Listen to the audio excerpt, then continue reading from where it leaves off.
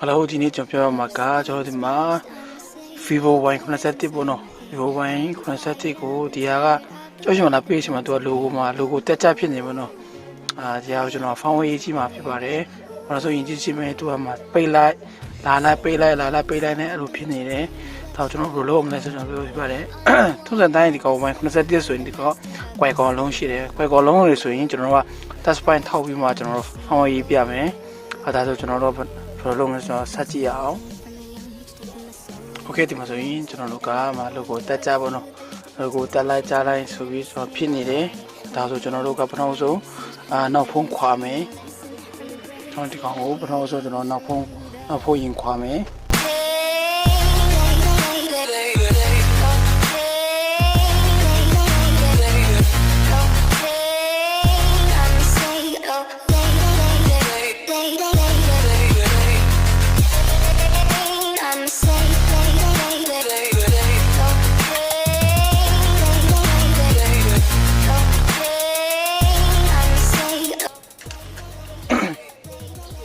Video ကျွန်တော်ဒီမှာဆိုရင်ကျွန်တော်တို့ touch point ထောက်ရမှာ touch point ကျွန်တော်ဘယ်လိုထောက်ရမလဲဆိုမသိဘူးဒါဆိုကျွန်တော်တို့ကဤဆက်ရာကို browser တစ်ခုဝင်လိုက်ပါ browser ဝင်ပြီးကျွန်တော်အခုကျွန်တော်တစ်ချက်ပြဆက်ရှိကျွန်တော်ဒီမှာဆိုရင်ကျွန်တော် model မသိဘူးเนาะmodel မသိဘူးဥမာမသိတဲ့လူတော့เนาะဘယ်လိုရှာမလဲဆိုကျွန်တော် battery model ဆိုတာရှိရbattery model နဲ့စာတစ်ဆင့်ရှာလိုက်ပေါ့အလွယ်ဆုံးပဲဒီရဆိုရင်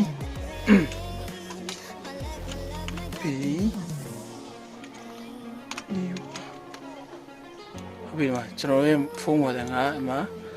BE1 ပေါ့နော်BE1 ဆိုကျွန်တော်ဒီမှာ BE1 ဆိုပြီးရှာလိုက်ရင်ကျွန်တော်ဒီမှာဖုန်းပေါ်တယ်ငါ Vivo Y71 ဖြစ်မယ်ပေါ့နော်ဟုတ်ပြီဒါဆိုရင်ကျွန်တော်တို့က touch point ရှာမယ်သူ touch point ကို Vivo Y71 touch point okay touch point ကဒီမှာ I touch point ကဒီတောင်းနာမှာဟုတ်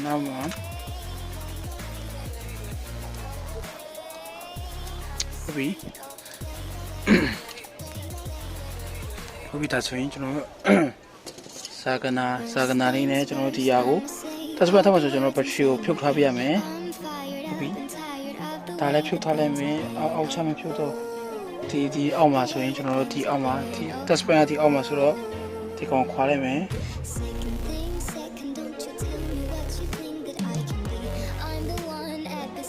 I'm the master of my sea oh ooh the master of my sea oh ooh I was broken ဟုတ်ပြီဒီမှာကျွန်တော်တို့ခွာပြီးတော့ရမှာကျွန်တော် point ထွက်လာပြီတွေ့လားမသိနော် point ထွက်လာပြီဒီမှာသူတို့ပြထားတဲ့ဟာကဒီမှာထွက်လာတဲ့ point ပေါ့နော်ဒါဆိုရင်ကျွန်တော်တခါNewton နဲ့ကြည့်လိုက်မယ်ဒီမှာဒီ point ကဒီမှာတွေ့ရမှာမသိဘူးကျွန်တော်ချဲလိုက်မယ်ဒီမှာတရား point ပေါ့နော်ဒါဆိုရင်ကျွန်တော်ဒီမှာတစ်ချက်လောက်ကြည့်လိုက်မယ်ဒီမှာကျွန်တော်တို့ point ကိုထောက်ပေးလိုက်မယ်ဒါဆိုရပြီဒါဆိုဘယ်တော့ဆုံးကကျွန်တော် quite ကောင်းလုံးဆိုတော့ကျွန်တော်ဒီမှာ quite ကောင်းလားပါလားဆိုဘယ်လိုကြည့်လဲဆိုဒီခဏဒီ Y71ပေါ့နော်Y71ကိုကျွန်တော်ဒီမှာကြည့်လိုက်ဆိုရင်မှာကျေးဇူးအကရီနာမှာကျွန်တော်ကြည့်ရဲဒီမှာဆိုရင်ကျွန်တော် platform ဆိုကြည့်လိုက်မှာ Qualcomm ဆိုရှိလိမ့်မယ် Qualcomm ဆိုတာနဲ့တည့်ရတိုင်း touch point ထားရတယ်အဲဆိုရင်ကျွန်တော်တို့ကပထမဆုံးQualcomm ဆိုရင်ကျွန်တော် for computer မှာကျွန်တော် Qualcomm driver in run ပေးရမယ်ဒါဆိုရင်ကျွန်တော် website တစ်ချက်ဝင်လိုက်မယ် website ထဲမှာကျွန်တော်တို့ driver ထည့်ထားတယ်အဲဆိုရင်ကျွန်တော်ဒီမှာ driver ဆိုနေလိုက်video မှာ driver ရှိရကျွန်တော်တို့ download ဆွဲမှာ Qualcomm driver အဲဆို Qualcomm driver ကိုကျွန်တော်တို့ download ဆွဲလိုက်မယ်ကျွန်တော်က shortcut ကို desktop မှာပဲတင်ထားလိုက်မယ်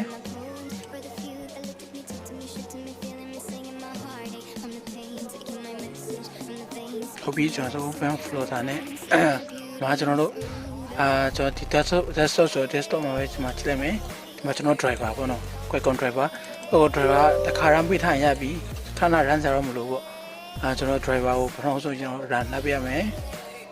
ဒါဆိုရင်ကျွန်တော် next တစ်ခါနေလိုက်မယ် တော့ဟုတ်ပြီကျွန်တော်ဒါဆိုကျွန်တော် driver တွင်ပြီးသွားပြီ driver တွင်ပြီးတော့ဆိုကျွန်တော် firmware ရေးမယ်သူ့ရဲ့ firmware ကဘယ်မှာလဲဆိုတော့ဒီမှာတောင်းထားတယ် Y71 firmware ကိုဒါဖြည့်လိုက်မယ်စီးဖြည့်လိုက်မယ်စီကိုကျွန်တော်ဖြည့်ချလိုက်မယ်ကျွန်တော်က file လေးအများကြီးပြတ်တော့မှဆိုလို့ကျွန်တော်က floor သားလိုက်ပဲကျွန်တော်ဖြည့်ချလိုက်မယ်ဟုတ်ပြီ floor သားလိုက်ပဲဖြည့်လိုက်မယ်ဟ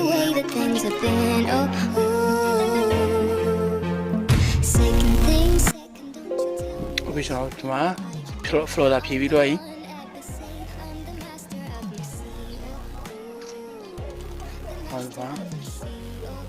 Flora ဒီမှာကျွန်တော်ကတခါတည်း firmware file ရယ် loader file ရယ်တခါတည်းရေးထားပြီးတခါတည်းထည့်ပေးထားပဲဒါဆိုတော်တော်လေးတော့အဆင်ပြေတယ်GPSD ဆိုတာကျွန်တော်လုံးမဲ့2ပေါ့နော်ဟုတ်ပြီကျွန်တော်ဒီမှာဆိုရင်ကျွန်တော် firmware file ရယ်ဒီမှာ2ရယ်97ရဲ့ loader တက်လာသေးတယ်ဒီ loader တွေက firehose loader တွေကလိုရင်တုံးပေါ့အဲ့တော့ဆိုကျွန်တော် firmware file ကိုကျွန်တော်အရင်ဆိုစစ်ဖြည့်လိုက်မယ် floor တာလိုက်ဖြည့်လိုက်မယ်ကျွန်တော်ရှုပ်ပေါ်မှာဆိုလို့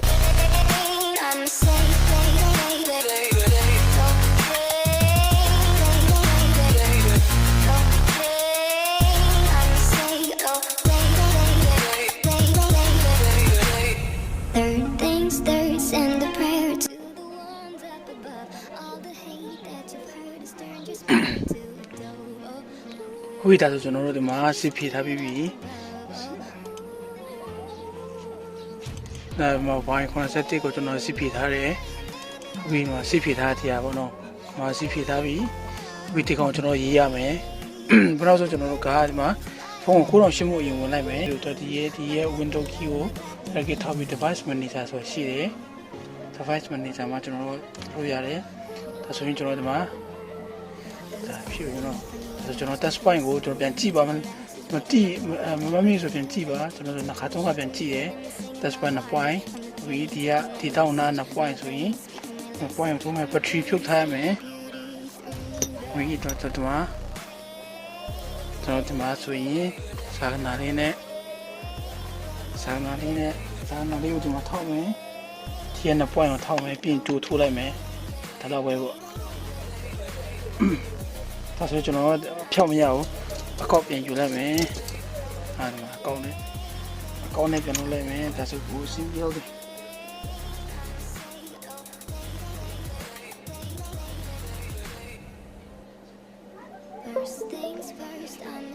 ပြီးတော့ကျွန်တော်တို့ driver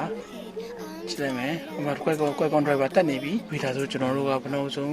စစ်ဖြည့်ထားရဆိုရင်ဒီကဝင်လိုက်ပြီးဒီမှာကျွန်တော်တို့ကVivo firmware ဆိုတာဘောနော်ဒီမှာ GPS ဒီကနေပဲကျွန်တော်လုပ်ပြမယ်ဒါဆို extract ရနဲ့စစ်ဖြည့်လိုက်မယ်ဒီမှာ GPS ဒီဆိုရှိရဲဒါဆိုဒါကိုအရင်ဦးဆုံး run ပြလိုက်ပါဟိုဗီဒီယို run နေပြီဒီမှာမိုက်တယ်package အဟောင်းရောဖြတ်ပေးရပြီးရင်အတိတ်ကိုပြန်ထည့်ပေးရဒီ comment ကတော်မိုက်တယ်ဒီback file နဲ့လုပ်ထားတယ်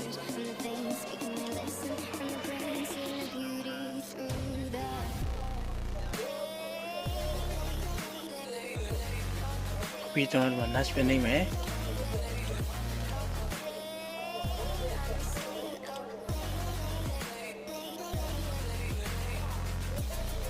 ပြီးဒီမှာကျွန်တော်တို့ကဒီမှာပေါ်ခဲ့ဘောနော်ဒီမှာပေါ်ကျွန်တော် search ပါမှာ QFIN ဆိုတာ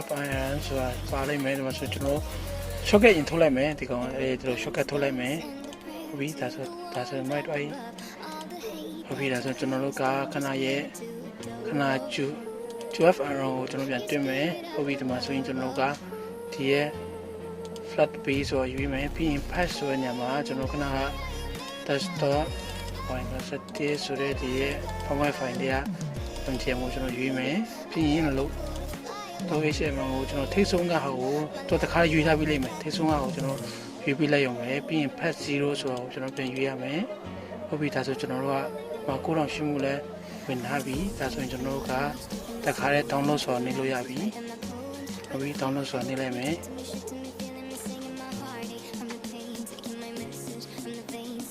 ဟောဒီမှာကျွန်တော် free ရယ် firehose free ဖြစ်သွားတယ်ဒါဆိုရင်ကျွန်တော်က fire host ကိုကျွန်တော်ပြန်ပြောင်းလိုက်မယ်ဒီမှာနှစ်ခုတော့ခဏ file မှာကျွန်တော်နှစ်ခုပေးထားတာတွေ့တယ်ဒီမှာကျွန်တော်နှစ် file ပေးထားတယ်ဒီမှာ fire host file ဆိုပြီး loader file ဆိုပြီးနောက်တစ်ခုပြန်ပေးထားတယ်ဒါဆိုကျွန်တော်ပြန်ဖြည့်လိုက်မယ်ဒီ file ကိုကျွန်တော်ပြန်သုံးလိုက်မယ်ဒီမှာ fire host တစ်ခုရှိတယ်ဒါဆိုရင်ဒီကောင်ပြန်သုံးလိုက်မယ်ဒါဆိုနောက်ကြည့်ပြန်စမ်းကြည့်လိုက်မယ်ပေါ့နော်ဒါဆိုရင်ကျွန်တော် browse ကိုကျွန်တော်ဒီခဏ test ဒီရဲ့ fire host ရဲ့ဒီရဲ့ Vivo Y71 ဆိုတဲ့အကောင်ကျွန်တော်ပြန်ရွေးလိုက်မယ်ပြီးရင်တော့ HTML ကိုကျွန်တော်တို့ကခဏဒီပေါ် file ရဲ့ဟာကိုပဲကျွန်တော်ပြန်ယူလိုက်မယ်ဟုတ်ပြီဒါဆိုကျွန်တော်နောက်တစ်ချိန် download ပြန်နေလိုက်မယ်ပြီးကျွန်တော်ဒီကောင်ကိုပြန်ပေးလိုက်မယ်ပြန်ပေးမယ်ကျိုးပြန်ဖြုတ်မယ်ပြီးရင် test file ပြန်ထောက်မယ်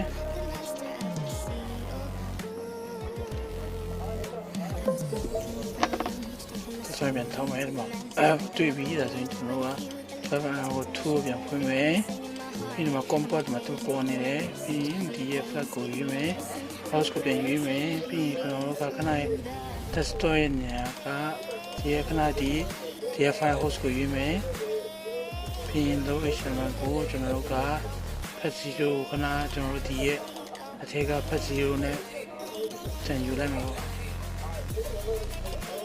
ဟုတ်ပြီဒါဆိုကျွန်တော်တစ်ချက်လောက်ပြန်စမ်းကြည့်လိုက်မယ်ဒါမှမလားဆိုပြီးတောင်းလို့နေလိုက်မယ်ဒီမှာသူကရေးနေတယ်ဟုတ်ပြီဒါဆိုသူကအရှင်ပြေတဲ့လောက်ဖြစ်နေပြီဒါဆိုကျွန်တော်ချက်ပြန်စောင့်ကြည့်လိုက်မယ်ဟုတ်ပြီဒီမှာသူရေးနေတာတွေ့တယ်ဒါဆိုအရှင်ပြေလောက်ပြီကျွန်တော်ဒီမှာတော့ကိုလုံးရှင်းမှုတွေအားလုံးဝင်ထားတယ်ဟုတ်ပြီတော့ကျွန်တော် second လေးပါလေးစောင့်လိုက်ရအောင်အတူပြီးတဲ့အထိကျွန်တော်စောင့်လိုက်မယ်ကျွန်တော်ဗီဒီယိုကျွန်တော်ရေးထားမှာမလို့အရင်မမြန်ဘူးသူကကြာမှာဖြစ်ပါတယ်သူကဖောင်းဝဲရေးနေကတော့ကြာတယ်နည်းနည်းအများတော့15မိနစ်20တော့ကြာတယ်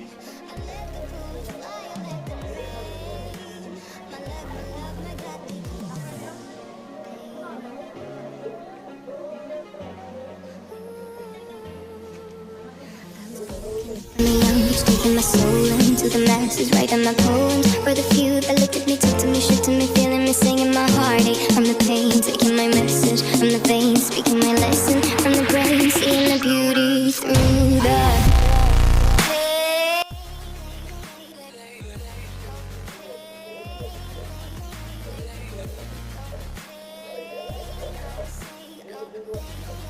ဟုတ်ပြီဒီမှာဆိုဆက်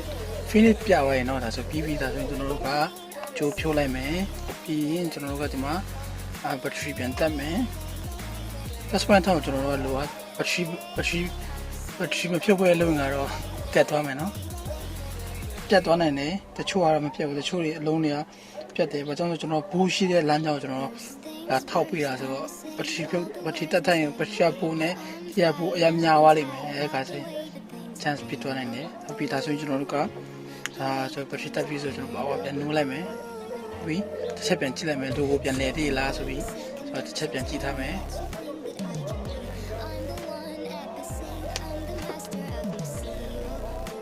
ဒါဆိုရင်ကျွန်တော်နည်းနည်းတော့တက်တာပဲကျွန်တော်ပထမဦးဆုံးတော့ဆိုရင်တွေ့လိုက်မသိဘူးတက်လိုက်ချလိုက်ဒါဆိုရင်သူတို့ကနည်းနည်းတော့အလုပ်ဖြစ်နေပြီတကယ်တော့ဥပမာတော့ဒီခါရေးပြီးမအောင်ဘူးဆိုရင်နောက်ခါပြန်ချပြီးဖောင်းဝဲလေးပြန်ရေးပေါ့နော်ကျွန်တော်ဒီကောင်ကိုဒီဖောင်းဝဲကိုကျွန်တော်တို့ကဒီရဲ့ဗီဒီယိုအောက်မှာကျွန်တော်ထားပေးလိုက်မယ်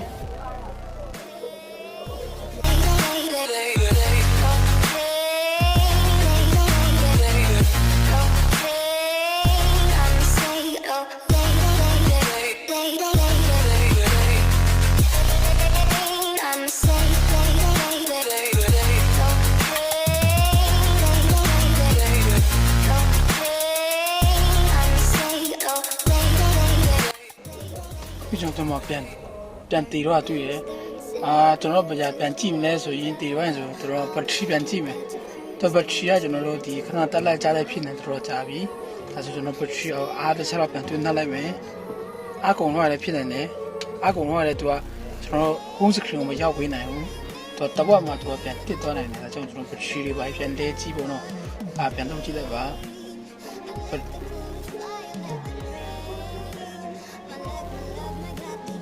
ပြီးဒီမှာဆိုဒါဆိုကျွန်တော်တို့ကခဏဖောင်းဝေးထားရပါပြီ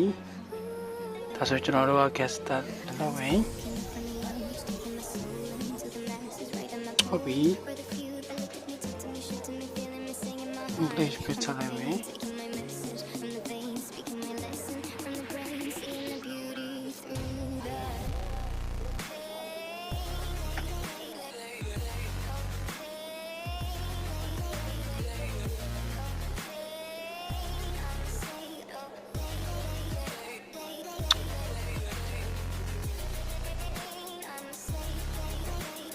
ဟုတ်ပြီဒီမှာဒါဆိုကျွန်တော်က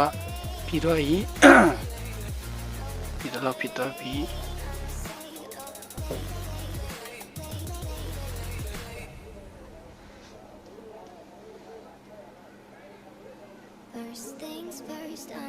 ပြီးတော့ဒါဆိုကျွန်တော်တို့ကအခုဖောင်းရပြီးသွားပြီခဏကျွန်တော်လိုကိုမှာပဲကျွန်တော်ရက်နေရအခုလိုကိုမှာမြတ်တော့အခုဒါဆိုပြီးသွားပြီဒါကျွန်တော်ပြောချင်လို့ပဲခဏကဥမာလိုကိုမှာပြန်တက်လိုက်ကြလိုက်ဖြစ်နေတာပါလို့ဆိုရင်ဒါကျွန်တော်ဘက်ထရီကိုတစ်ချက်ပြန်စစ်ပေးပါဘက်ထရီအားနည်းနေတာဆိုရင်အများဆုံးအဖြစ်ဘက်ထရီအားနည်းသွားလို့ပြန်ဖြစ်နိုင်တယ်ကျွန်တော်တို့ဖောင်းရေးပြီးသွားပြီးပြန်မတက်တဲ့အချိန်မှာပေါ့နော်အဲ့ဒီhome screen ရောက်ခါနေပြီမြန်ကြာသွားဆိုအဲဆိုရင်ညတော့အဖြစ်ကျွန်တော်ဘက်ထရီကိုပြန်စစ်ပေးဖို့လိုပါတယ်ဟုတ်ပြီဒါဆိုကျွန်တော်ဒီနေ့ကျွန်တော် Vivo Y71 ကိုဖောင်းရေးရတယ်ပြီးဆုံးသွားပါပြီဟုတ်ကဲ့ကြည့်ရှုရကြည့်ရှုပါ